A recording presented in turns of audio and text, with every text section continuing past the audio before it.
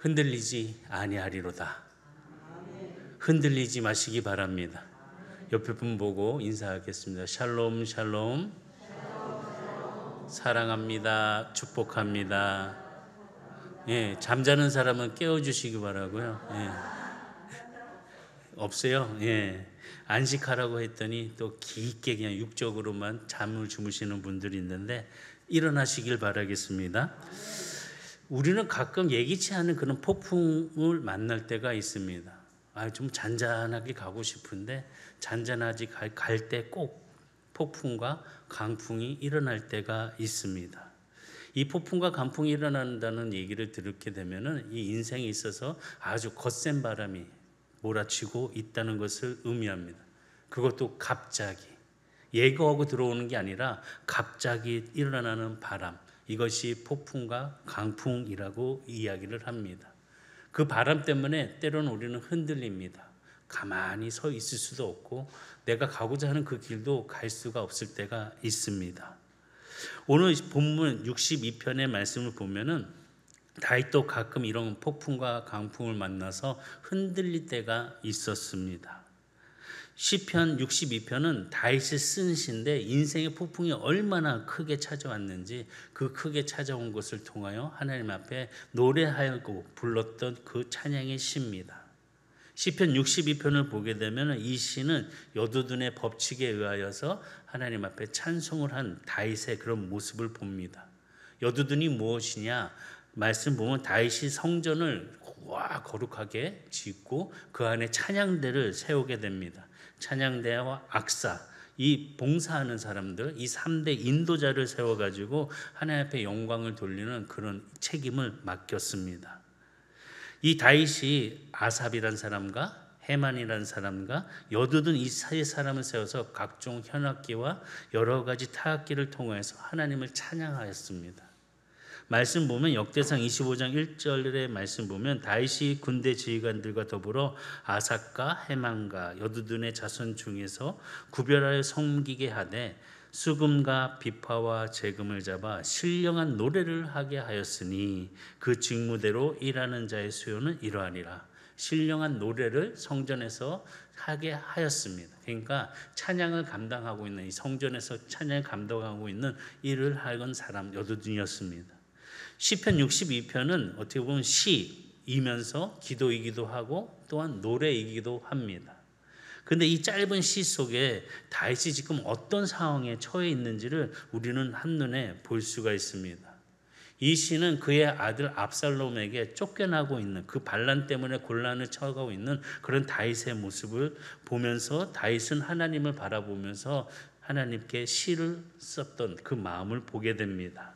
뭐라고 썼냐? 한번 말씀 같이 보면 62편 3절과 4절의 말씀 보면 오직 그만이 나의 반석이시오 나의 구원이시오 나의 요새이시니 내가 크게 흔들리지 아니하리로다.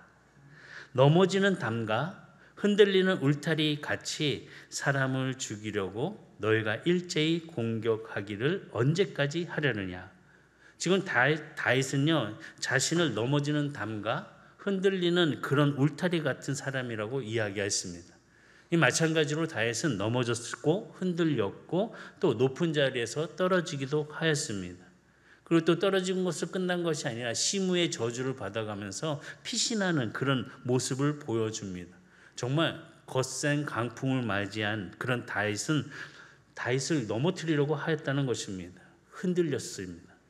폭풍이 불면은 모든 것이 흔들리는 것처럼 다윗의 인생에 이 큰 폭풍 때문에 너무나도 흔들리는 인생의 그런 모습을 보게 됩니다.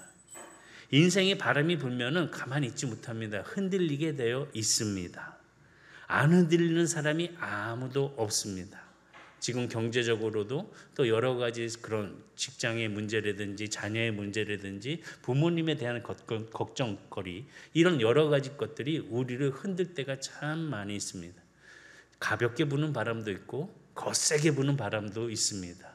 또 그 거센 바람이 더 크게 부는 강풍이 불 때가 있습니다. 이 인생의 바람이 불 때 흔들리지 않는 사람이 없다는 것을 다윗 또한 이 흔들린 모습을 이 시를 통하여서 시편을 통해서 또 증거를 합니다. 시편 55편 3절과 4절 보면 이는 원수의 소리와 악인의 압제 때문이라. 그들이 제 악을 내게 더디며 노하여 나를 핍박하나이다. 내 마음이 내 속에서 심히 아파하며 사망의 위험이 내게 이르렀도다. 두려움과 떨림이 내게 이르고 공포가 나를 덮었도다. 지금 다윗은 이 큰 광풍 같은 바람 때문에 두려움과 떨림 그리고 공포의 그 거센 바람이 불고 휘몰아치고 있다는 것입니다. 그랬을 때에 다윗은 지금 어떤 모습으로 우리에게 옳은 모습을 보여줄까? 바로 다윗은 이런 두려움과 떨림, 공포의 그 거센 바람을 맞이할 때 어디를 찾아갔냐? 바로 피난처를 찾아갔습니다. 오늘 본문의 시편 62편 7절과 8절에 보면은 다윗은 두 번이나 피난처에 갔다는 것을 언급하고 있습니다. 7절과 8절에 보면 나의 구원과 영광이 하나님께 있으며 내 힘의 반석과 피난처도 하나님께 있도다. 백성들아 사시로 그를 의지하고 그의 앞에 마음을 토하라. 하나님은 우리의 피난처시로다. 이처럼 다윗은 이 강풍 같은 그 바람에 힘들어하고 고통을 당하고 두려움과 떨림에 있을 때 다윗이 향한 것은 바로 피난처였습니다. 이 피난처에 되신다는 그 다윗, 이 다윗은 정말 놀라운 고백을 한 것 같습니다. 어려움이 있고 고통이 있고 두려움이 있을 때 가만히 있고 그 두려움 속에서 모든 것을 포기하는 것이 아니라 그의 발걸음, 그의 시선은 피난처로 향하여 갔다는 것입니다. 다시 얘기하면 가장 안전한 곳이 어디냐? 하나님이 주신 그 은혜의 자리, 하나님께서 허락하신 그 피난처가 되었다고 노래를 했다는 것입니다. 하나님은 다윗의 피난처가 되셨습니다. 하나님은 우리의 피난처십니다. 그런 피난처의 그 마음을 가지고 우리가 가야 될 것, 지금 어디를 갈 수 없고 고통스러운 그런 마음속에 있으시다면 하나님이 허락해 주신 그 피난처를 찾아 우리의 마음과 몸이 함께 가는 은혜로운 성도가 되기를 주의로 축복합니다. 다윗은 하나님을 피난처 삼은 사람으로 하나님께서는 인정해 주셨습니다. 다윗은 시편에서 자주 하나님이 그의 피난처가 되심을 노래했습니다. 그럼 피난처는 그럼 어떤 곳인가? 이 피난처가 어떤 곳인지를 우리가 알고 가야 될 줄 믿습니다. 그래서 뭐냐? 첫 번째는 피난처는 하나님이 함께 하시는 안전한 곳입니다. 하나님이 함께 하시는 완전한 곳, 안전한 곳, 바로 피난처인 것입니다. 2절의 말씀 보면 본문에 62장 2절에 보면 오직 그만이 나의 반석이시오 나의 구원이시오 나의 요새이시니 내가 흔들리지 아니하리로다. 지금 다윗은 지금 은유와 비유를 통해서 피난처의 그런 모습들, 그 다양한 언어로 표현을 했는데 뭐라고 표현했냐? 반석, 구원, 요새라는 단어를 사용해서 표현을 하였습니다. 이 반석이란 단어를 우리가 히브리어로 보게 되면 히브리어로 추루라고 하는데 이 추루는 바위, 암벽, 낭떠러지라는 뜻을 가지고 있습니다. 다시 얘기하면 이 히브리 단어의 의미를 보게 되면은 저기 올라올 수 없는 그런 암벽, 낭떠러지 같은 그런 꼭대기에 있는 반석을 의미합니다. 그러니까 원수들의 공격으로부터 지켜주고 원수들의 공격으로부터 멀리 피할 수 있는 안전한 곳, 바로 그곳이 요새 같은 그런 피난처라는 것입니다. 적군들이 아무리 와도 그곳에 올라올 수 없다는 것입니다. 가장 높은 곳에 있으니까. 또 모든 안전하게 만들 수 있는 그 시설이 바로 그 요새 피난처에 있다는 것입니다. 그래서 다윗은 하나님을 산성이라고 노래를 합니다. 시편 31편 2절에 보면 내게 귀를 기울여 속히 건지시고 내게 견고한 바위와 구원하는 산성이 되소서. 바로 산성은 높은 곳에 위치해 있다는 것을 보면서 대적들이 가까이 할 수 없는 곳에 있다는 것을 다윗은 고백하며 노래합니다. 다윗은 하나님이 흔들리지 아니하는 그런 반석, 요새, 산성처럼 자기를 구원해 주고 보호해 주신다는 사실을 믿고 있는 사람이었다는 것입니다. 오늘 이 시간 우리들이 말씀을 보면서 하나님은 우리를 보호해 주시고 또 함께해 주시고 구원해 주시는 전능하신 하나님이시라는 것을 믿음으로 바라볼 수 있는 성도들이 되기를 주의로 축복합니다. 강풍에는 잠시 흔들릴 수가 있습니다. 그러나 우리는 갈 곳이 있습니다. 피할 곳이 있습니다. 하나님이 예배해 놓으신 그 피난처에서 흔들리지 않는 인생의 그 새 평안함을 누려갈 수 있는 저와 모든 성도들이 되기를 주의로 축복합니다. 이제 우리나라도 이제 지진이 자주 일어나는 그런 나라가 됩니다. 80년대까지만 해도 그렇게 지진이 우리나라는 없었는데 지금 90년대 넘어오면서부터 우리나라 지진이 많이 일어납니다. 경험해 보셨죠? 흔들리면은 어디로 가야 될지 모르시겠죠? 교육을 받지도 않았고 어떻게 할지도 모르는 그런 상황에 정말 어디가 제일 좋을까? 정말 힘든 그런 고민을 하게 됩니다. 그때 그 상황 속에 하나님의 은혜의 피난처가 어디인지 믿음의 눈을 들어 바라볼 수 있고 그곳에 머무를 수 있는 우리 선한 성도들이 되어서 공포와 두려움에 떠는 것이 아니라 안전한 그런 은혜의 삶이 되기를 주의로 축복합니다. 그래서 저는 우리 성도님들이 그랬으면 좋겠어요. 나는 주 안에서 안전해. 나는 주 안에서 평강해. 나는 주 안에서 사랑이 넘치는 사람이야. 이런 마음을 갖고 흔들리지 아니하는 그런 성도들이 다 되기를 주의로 축복합니다.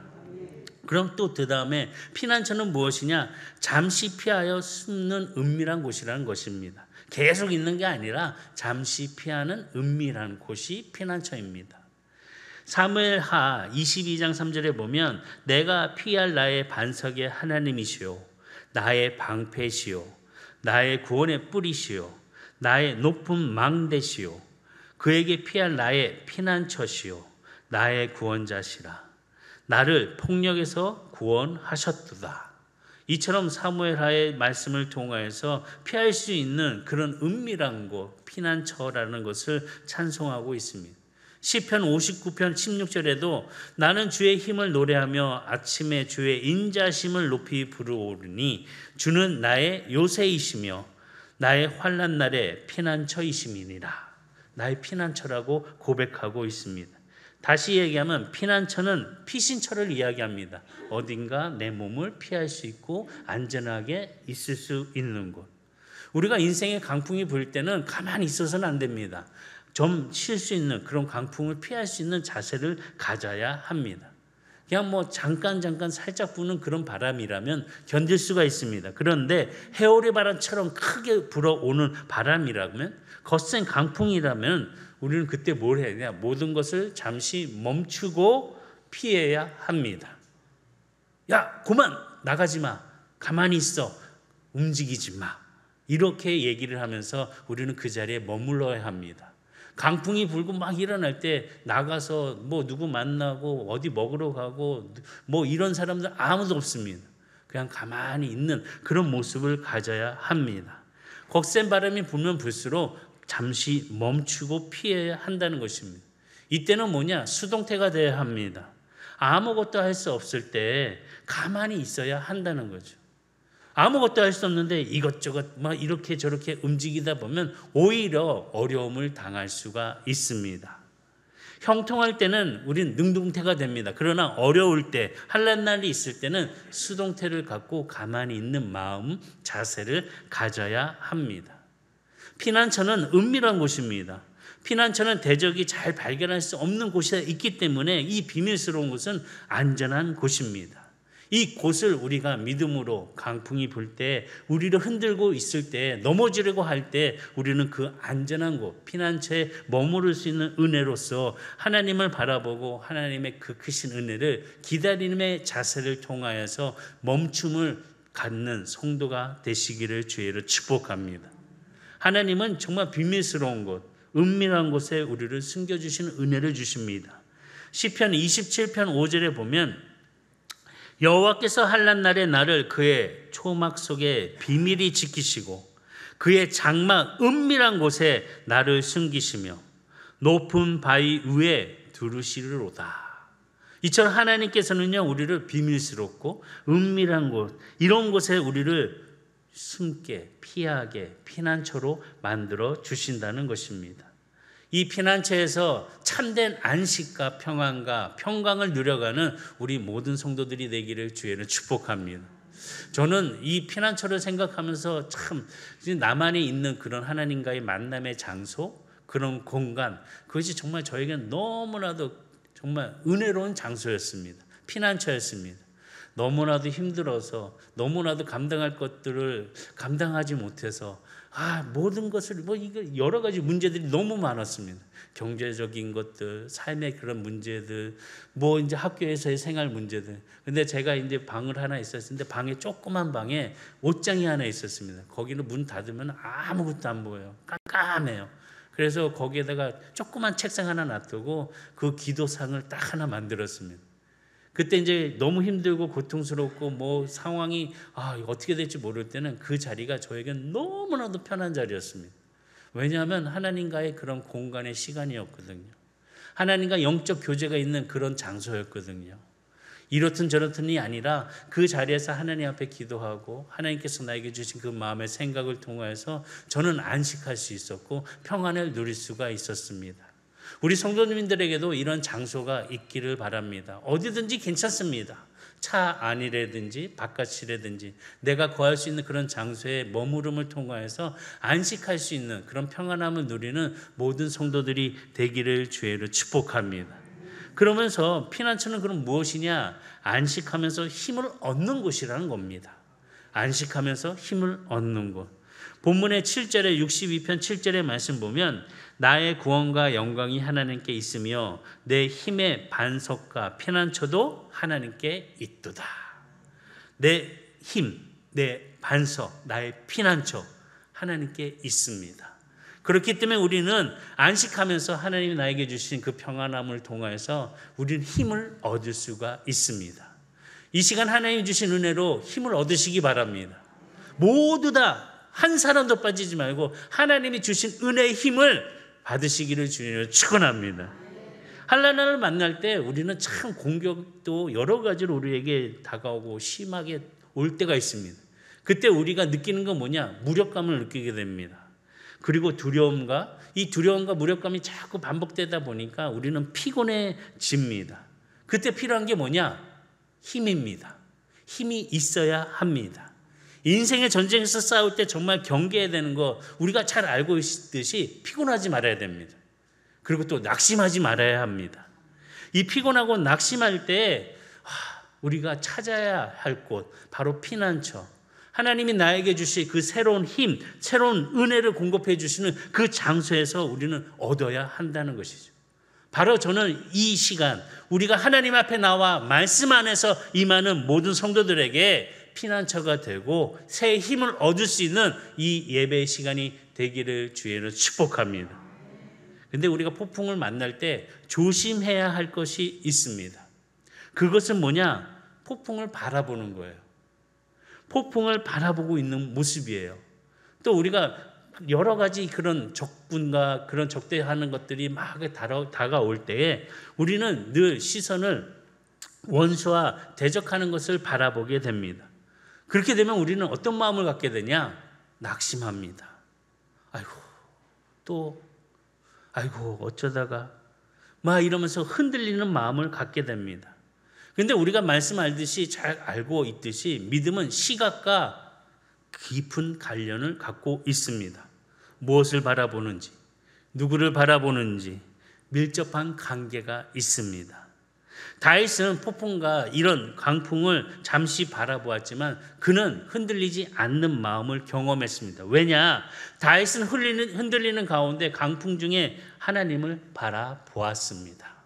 하나님의 은혜를 그 안에서 바라봄을 통해서 자신이 처한 그 상황을 하나님께서 주신 은혜로 피할 수 있도록 그는 경험을 하였다는 것입니다. 그래서 오늘 본문의 말씀 1절에 보면은 나의 영혼이 어떻게? 잠잠히 하나님만 바라며. 잠잠히 가만히 서서 하나님만 바라보아도 하나님이 그 크신 은혜로 우리에게 채워주시고 이끌어주시고 보호해 주십니다. 그런 마음의 은혜가 우리 성도들이 하나님을 잠잠히 바라볼 때 놀라운 은혜의 경험이 있기를 주의로 축복합니다. 하나님 안에서 조용히 안식하는 거예요. 잠잠히 하나님만을 앙망하는 거예요. 우리가 하나님을 앙망할 때 우리의 영혼은 고요해집니다. 이런 경험을 하게 됩니다. 그러면서 새로운 힘이 나도 모르게 내 마음에서부터 일어나 내가 주의 능력을 함께 크게 이룰 수 있는 그런 모습으로 인생의 문제를 거뜬하게 이길 수 있습니다. 그런 믿음의 힘, 고요함을 가지고 어려움을 이겨가는 우리들의 시선이 하나님 앞에 함께 할 수 있는 그런 안전한 피난처에서 영광을 누리는 저와 여러분들이 되기를 주의로 축복합니다. 우리는 어려움을 당하게 되면요, 우리의 시선이 하나님을 향한 것이 아니라 딴 데를 봅니다. 딴 데를 의지하게 됩니다. 권력이나 재물 이런 것을 바라볼 때가 참 많이 있습니다. 다윗 또한 권력이나 재물의 힘을 아는 사람이었습니다. 그는 큰 권력, 사울의 권력에 의해서 도망치면서 많은 공격을 받는 그런 모습 경험을 하였습니다. 그리고 또 그의 아들 압살롬의 반란을 통하여서 그 다윗은 자기의 왕의 자리를 빼앗기기도 했습니다. 흔들렸습니다. 심하게 흔들릴 때도 있는 상황 속에서도 세상에 이런 권력과 그런 힘, 그 덫의 재물에 의지할 수 없는 그런 모습으로 넘어갈 때 다윗은 작정을 합니다. 이 경험을 통해서 내가 아는 것은 아니구나. 오직 하나님께서 나에게 주신 참된 피난처를 통해서 안식을 주시는 그 기쁨의 은혜가 있다는 것을 다윗은 고백을 하였습니다. 본문의 9절과 10절에 보면 슬프도다 사람은 입김이며 인생도 속임수이니 저울에 달면 그들은 입김보다 가벼우리로다. 포악을 의지하지 말며 탈취한 것으로 허망하여지지 말며 재물이 늘어나도 거기에 마음을 두지 말지어다. 다윗이 이렇게 경험한 거예요. 이런 경험을 통해서 그 마음의 흔들림을 하나님 앞에서 다시 한번 생각하면서 내가 재물 때문에 흔들렸나 보네. 내가 이런 생각 때문에 흔들렸나 보네. 내가 이런 마음 때문에 흔들렸나 보네. 이런 상황 때문에 내가 흔들렸나 보네. 내가 여기에 마음을 내가 두지 말아야 되겠구나 라고 다윗은 고백을 하고 있습니다. 다윗의 참된 능력은 어디에 있냐? 바로 하나님께 속해 있었다는 것입니다. 하나님으로부터 온다는 사실을 찬양하고 있습니다. 11절의 말씀 보면 하나님이 한두 번 하신 말씀을 내가 들었나니 권능은 하나님께 속하였다 하셨도다. 권능은 하나님께 속해 있구나 라고 고백을 하는 다윗의 마음을 보게 됩니다. 권능은 하나님께 속해 있습니다. 힘을 얻기 위해서는 힘의 원천이신 하나님께 나아가 하나님을 앙망하며 그 피난처에서 참된 놀라운 힘을 얻을 수 있는 우리 모든 성도들이 되시기를 주의로 축복합니다. 오늘 이 시간 좀 힘 좀 내세요. 힘 좀 받으세요. 힘을 키우세요. 제발 눈 뜨시고요. 하나님의 그 권능의 놀라운 힘을 얻는 귀한 시간이 되기를 주의로 축복합니다. 피난처는요, 다른 게 아니에요. 소망을 품고 있는 자리예요. 내가 이 자리에서 하나님 주신 은혜를 통해서 소망을 품고 기다리는 그런 은혜의 이 장소가 피난처가 되기를 주의로 축복합니다. 다윗은요, 압살롬의 반란에 의해서 왕자에서 너무나도 내려움의 괴로움이 너무나도 컸습니다. 그렇지만 하나님께서는 그 다윗의 그 마음, 그 길을 피난처로 삼아주시고 다시 하나님을 바라보았을 때 다윗을 회복시켜 주셨고 소망을 품을 수 있도록 허락하여 주셨습니다. 지금 흔들리고 계시다면 믿음의 시선을 가지고 하나님을 바라보시기 바랍니다. 그러면 하나님이요 회복시켜 주십니다. 그리고 또한 플러스 소망을 갖게 해주십니다.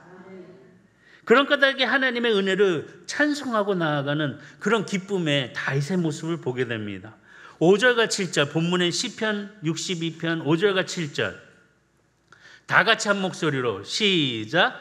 나의 영혼아 잠잠히 하나님만 바라라. 무릇 나의 소망이 그로부터 나오는도다. 오직 그만이 나의 반석이시요 나의 구원이시요 나의 요새이시니 내가 흔들리지 아니하리로다. 나의 구원과 영광이 하나님께 있으며 내 힘의 반석과 피난처도 하나님께 있도다. 놀라운 찬송을 하고 있잖아요. 하나님께서 주신 그 믿음의 회복과 소망을 가지고 다윗은 찬송하고 있습니다. 구원이라는 것이 뭐냐? 정말 기가 막힌 수렁에서 건져주신 은혜가 구원입니다. 하나님은 우리를 구원시켜 주셨습니다. 하나님께서는 우리에게 딱 영광이라는 승리를 주셨습니다. 아니, 이것을 뺏기지 말아야죠. 뺏기지 말고 다시 찾을 수 있는 은혜로 그 피난처에서 하나님과 영적 은혜를 통하여서 회복할 수 있는 성도들이 되기를 주의로 축복합니다. 다윗이 자기의 아들에게 쫓겨나는 그 마음, 아버지가 아들에게 쫓겨나는 그 마음 어땠을까요? 정말 괴로웠을 거예요.